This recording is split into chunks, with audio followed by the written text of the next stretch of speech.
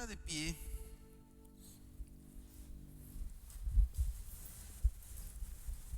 Y vamos a leer la palabra del Señor, pero antes quiero recordarle que esta es mi Biblia. Y yo soy lo que en ella dice que yo soy. Y yo puedo hacer lo que en ella dice que yo puedo hacer. Y yo tengo lo que en ella dice que yo puedo tener. El día de hoy la leeremos. Ese es el Logos. Pero rogamos al Padre para que el rema, que es la revelación personal, venga a nosotros y el Espíritu Santo nos hable y nos ministre a través de ese rema. Hoy la predicamos en el nombre del Padre, del Hijo y del Espíritu Santo. Amén. Génesis capítulo 22.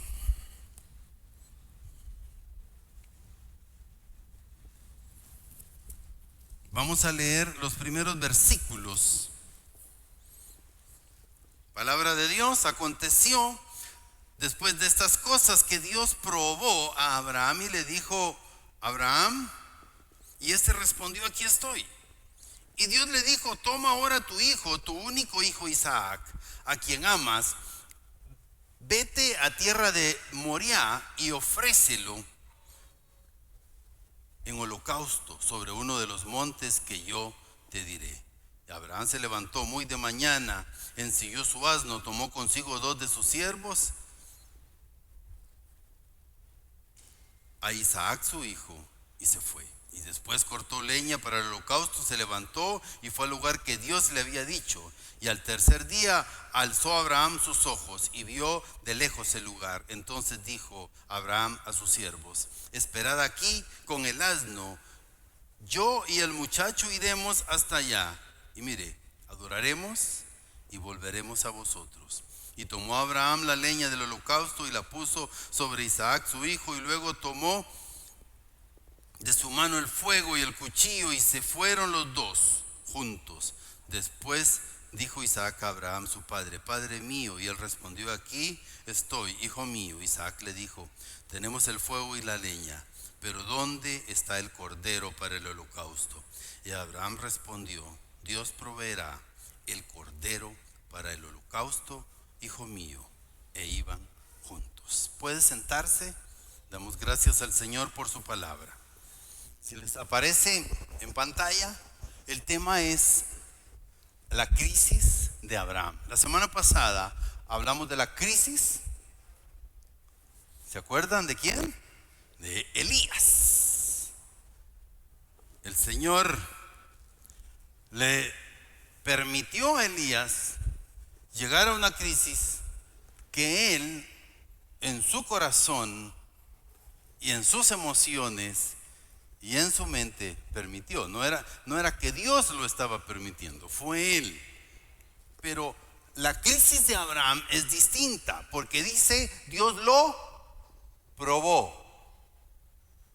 Veamos el texto hebreo, 3 palabras nada más. Nasá, que es tentar, para probar, y el original dice probó. Pero es probar por implicación.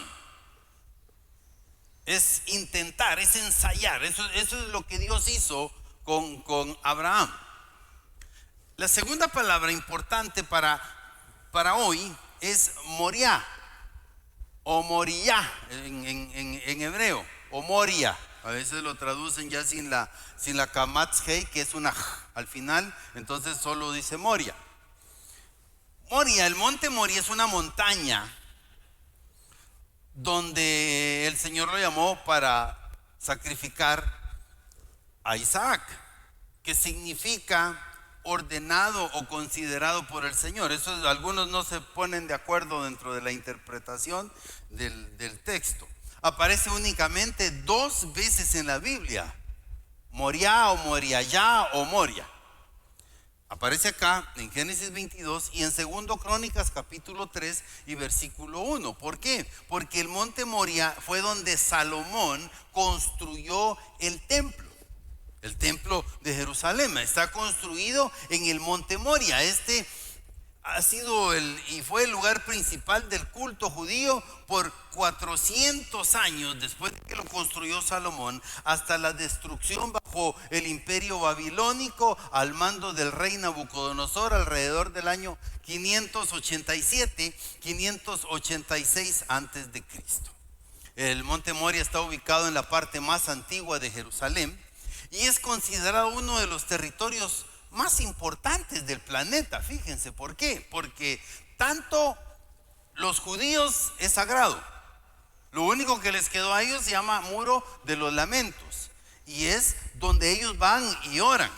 Es donde todo el que visita Jerusalén va y lo conoce. Nadie puede ir con la cabeza destapada porque hay que cubrirse, porque eso es reconocer que hay alguien sobre nosotros. Por eso es que usan el kipá en el judaísmo. Y luego nosotros como cristianos, también es tan importante Jerusalén porque es la tierra donde Jesucristo estuvo ejerciendo su ministerio, donde Jesucristo fue crucificado. Pero también para los musulmanes. No sé si tengo la imagen ahí, si la podemos poner de Jerusalén para que lo vean. Ahí está el Muro de los Lamentos y lo que ustedes miran dorado allá arriba, esa es la mezquita de Omán. Está encima exactamente de donde estaba el templo que había construido Salomón y que había reconstruido Esdras y Nehemías, amados hermanos. Entonces, si ustedes ven, es un lugar muy importante. Después del exilio de los 70 años, ese templo se reconstruyó nuevamente. Eso aparece registrado en los libros de Esdras y de Nehemías. Pero en el año 70 los romanos destruyen ese templo, lo destruyeron porque los israelitas se amotinaron sublevándose contra ellos, y para dar una lección a todo el imperio que ellos gobernaban, que era un imperio sanguinario, entonces los romanos circularon la ciudad de Jerusalén con palos, con postes, y mataron, agarraban de las extremidades a los judíos y los enclavaban cruzando su cuerpo. Fue algo tremendo. Se cumplió la profecía de Lucas 19:44, cuando el Señor dijo que no iba a quedar piedra sobre piedra. Entonces solo les quedó el Muro de los Lamentos a los judíos, la mezquita de Omán, que es, amados hermanos, para más de 1.500 millones de personas que son los musulmanes. Los cristianos somos más de 1.500 millones y los judíos pues no son esa gran cantidad, pero entonces es muy importante. La Biblia también dice que ese templo se reconstruirá, y entonces en la escatología, Daniel capítulo 9, versículo 27, dice que ese templo se va a reconstruir. Y ustedes saben que el gobierno judío ya tiene contratos con las empresas constructoras para que en cuestión de meses, cuando ellos logren tomar ese espacio, esa área, porque ahí se va a desatar la guerra de las galaxias si lo hicieran hoy, porque todos los árabes y todos sus vecinos pues son seguidores de Mahoma. Mahoma surge hasta el año 600. Si ustedes leen la historia, la hicieron parecida al nacimiento de Jesucristo. Entonces se volvería complicado. Pero Ezequiel 40 y versículo 48 describe el templo futuro. Y recuerden que existe la nueva Jerusalén, la que descenderá del cielo. Esa es nuestra fe.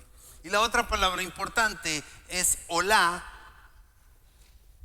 sin H. La H la lleva al final, que significa holocausto.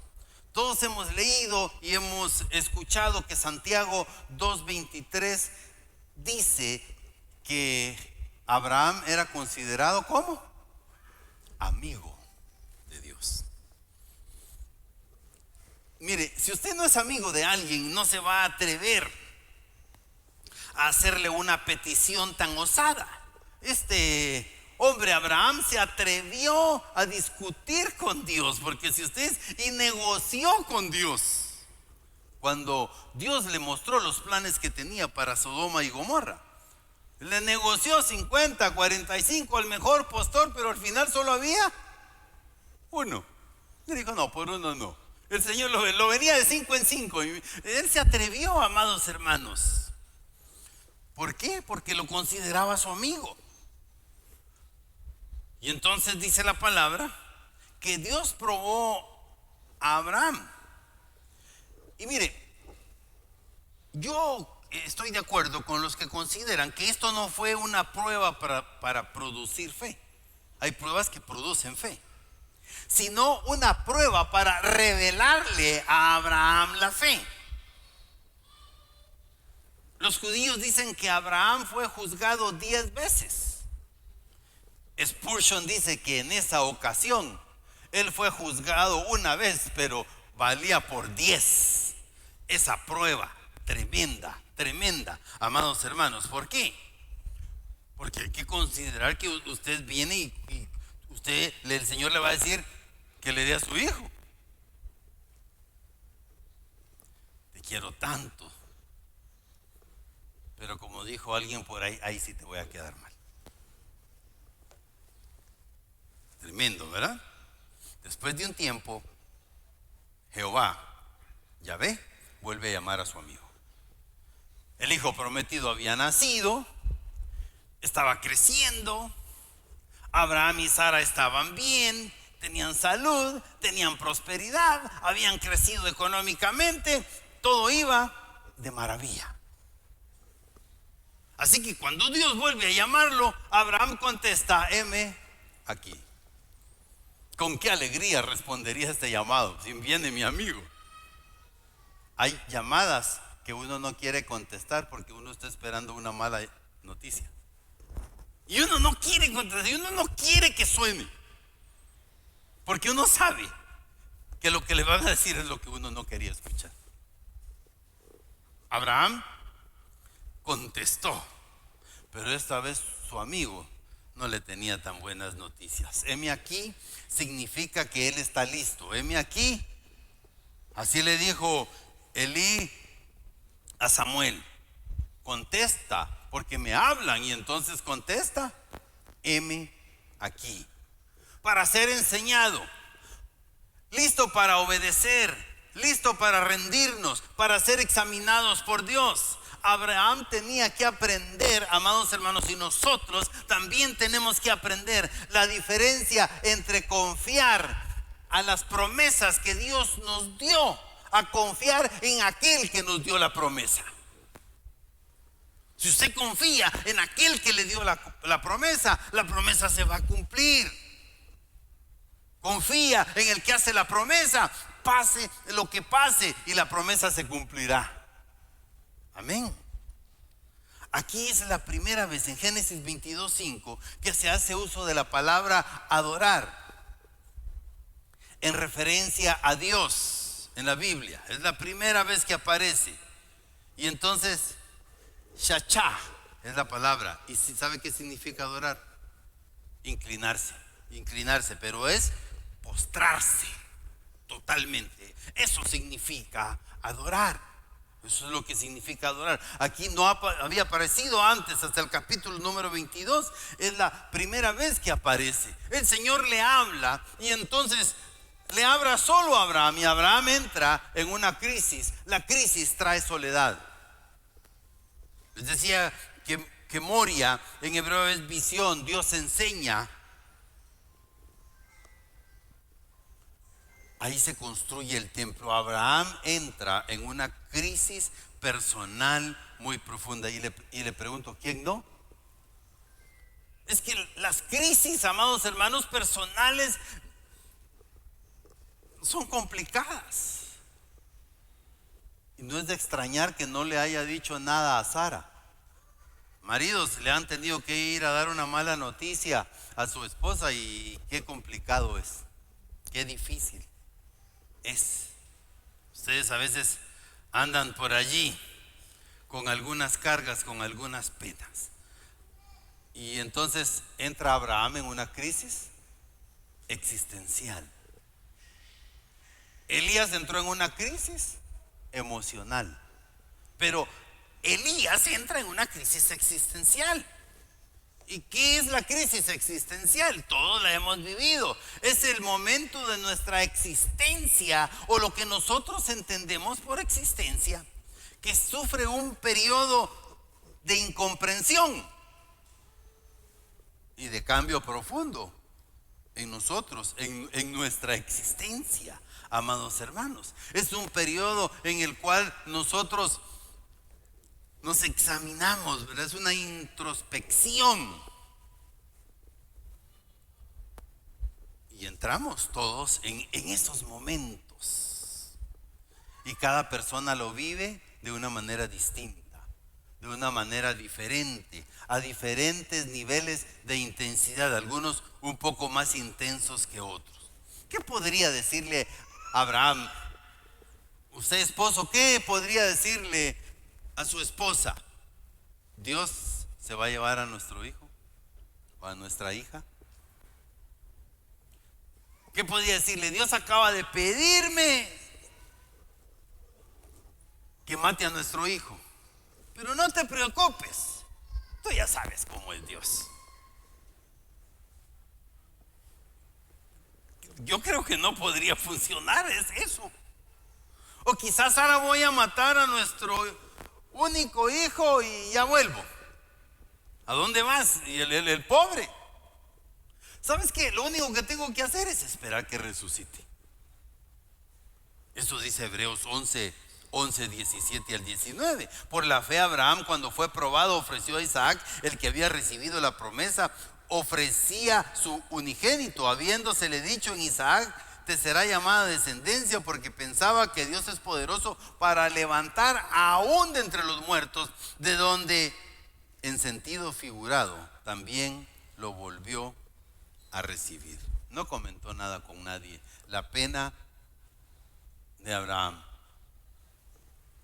ese problema que le llegó a él, ¿verdad? Esa crisis existencial. Su amigo hoy le estaba diciendo algo muy fuerte, pero él seguía creyendo en el que le había dado la promesa.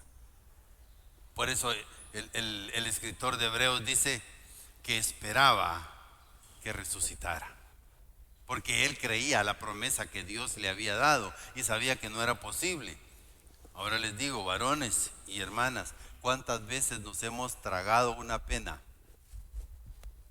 con nuestra familia y no hemos abierto nuestra boca?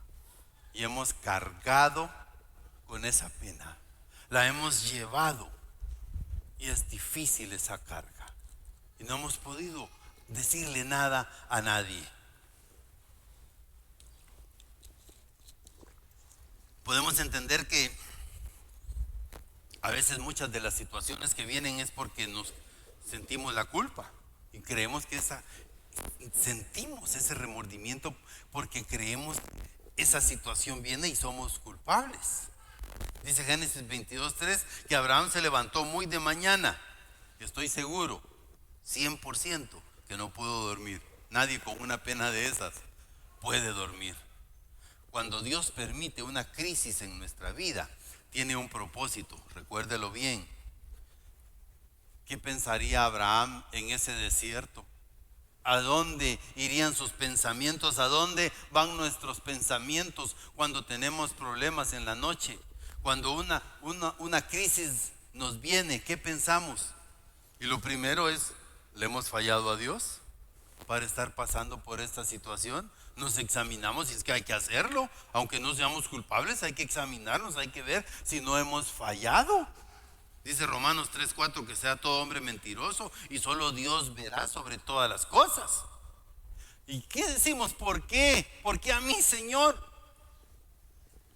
El doctor Dawson, en su libro Cuando lo que Dios hace no tiene sentido, escribe: cuando no entendemos los propósitos de Dios, tendemos a alejarnos de Él. Ese es el peor error que podemos asumir. Hay gente que cuando ha tenido un shock, un cisma, una pérdida, una situación, lo que hace es alejarse de Dios en vez de acercarse a Dios.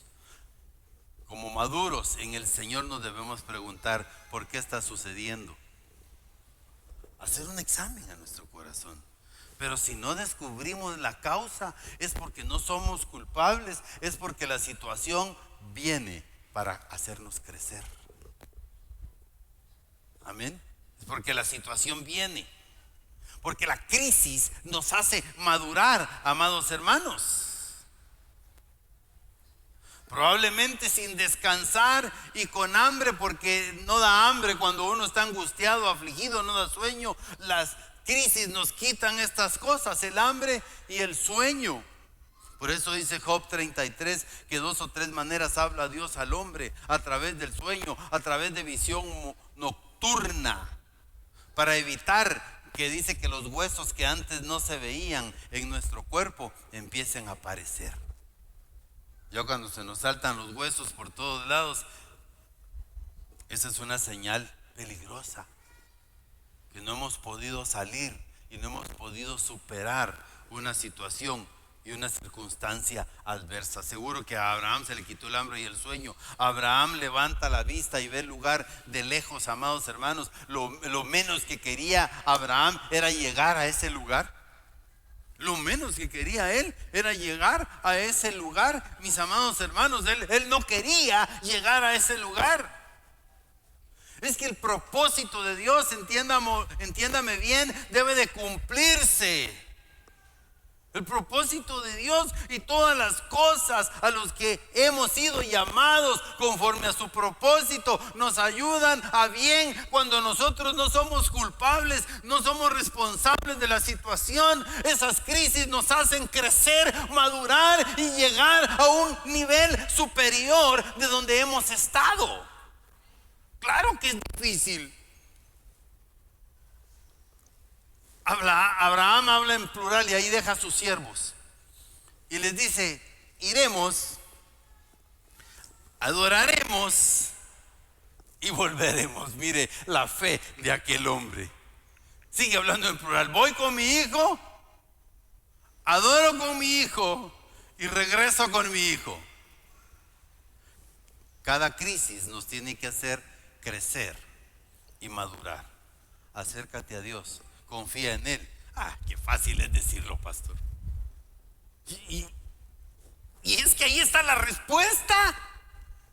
Amén. Ahora le pregunto, entonces, si es fácil decirlo, acercarse a Dios, entonces, ¿cuál es la otra posibilidad? ¿Cuál es la otra posibilidad? Cuando llegamos donde el médico nos dice: mire, señor o señora, ya no hay solución, lo sentimos. Coma, disfrute, váyase a su casa, porque ya no hay más. ¿Qué otra solución? Confía en Él. ¿Qué otra probabilidad hay? Solo un milagro, solo que Dios haga una obra. Y nosotros vivimos por la fe, y el Señor nos llamó con un propósito, y debemos de pedir que su propósito se cumpla en nosotros. Y claro, es difícil. ¿Cuáles son nuestras crisis? Una enfermedad, cuando uno pierde la salud, amado hermano, uno valora realmente qué es estar sano. Cuando uno pierde un ser querido, uno valora realmente aquel ser querido, porque nos hace falta, porque nos duele. Amén. Una quiebra financiera, cuando nos quedamos hasta abajo, sin nada, y hay que volver a empezar. Y no tenemos para pagar, y tenemos deudas, y tenemos encima todos aquellos acreedores.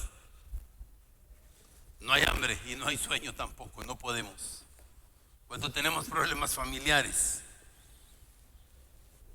cuando alguno de los de la casa no está caminando bien, cuando alguno de los de la casa anda haciendo lo indebido, cuando alguno de los nuestros no está bien, nuestro corazón se duele y quisiéramos. ¿Y qué otra probabilidad hay? Confía en Él, espera en Él y Él hará.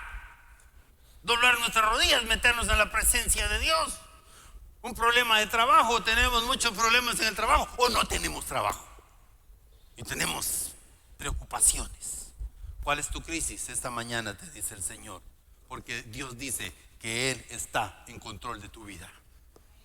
La crisis y el dolor solo tú lo puedes sobrellevar, y solamente el Señor te está fortaleciendo para que puedas salir adelante en la situación, en la crisis en la que tú estás viviendo.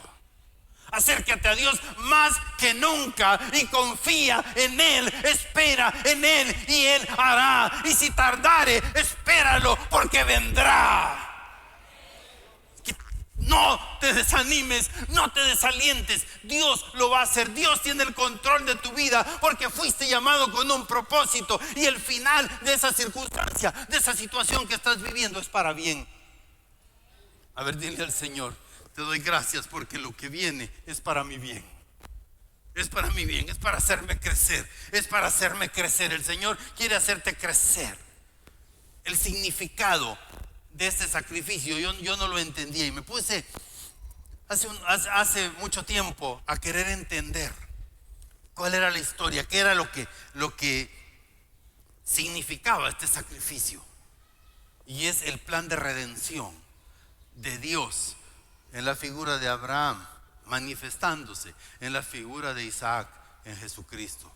El Señor reveló que entregaría a su Hijo unigénito y moriría como un holocausto, amados hermanos, y que pagaría por los pecados del mundo entero. Por eso es tan importante que fuera en Moria, porque Moria es donde está construido el templo, donde es Jerusalén, porque allí sería donde Jesús moriría en la cruz del Calvario, pero ahí también sería donde el Señor resucitaría. Amén. Esa es la interpretación espiritual, si no lo sabías. Esa es la redención del plan divino de salvar al mundo. Ese era el ejemplo que Dios estaba dando. Esa era la figura que el Señor estaba mostrando a través de su amigo. Qué dura prueba. Por eso dice: y Jehová probó. Entonces Elías salió corriendo porque se desubicó emocionalmente. Entonces hay crisis que nos lo causan nuestras emociones. Nos falla el temperamento, pero hay crisis que nos vienen como prueba. Y termino. Abraham estaba dispuesto a sacrificar a su hijo. ¿Por qué? Porque tenía fe. Porque creía que el que le había hecho la promesa no se iba a retractar. Porque sabía y aún decía: Dios lo va a resucitar, Dios lo va a levantar de ahí, porque Dios es mi amigo y yo creo en Él y Él lo va a hacer. ¿Cuántos pueden creer eso? Amén. Tenía la seguridad suficiente que Dios era lo suficientemente grande y poderoso para levantar a Isaac de los muertos. ¿Cuántos quieren entender un poco de fe como la de Abraham? Esa crisis. Y yo te digo algo hoy: Abraham era amigo de Dios. Nosotros no somos amigos, somos hijos de Dios. El hijo tiene más derecho que el amigo. El hijo tiene más derecho que el amigo. Amén. Entonces somos hijos de Dios. Ponte de pie en esta mañana. Y esta mañana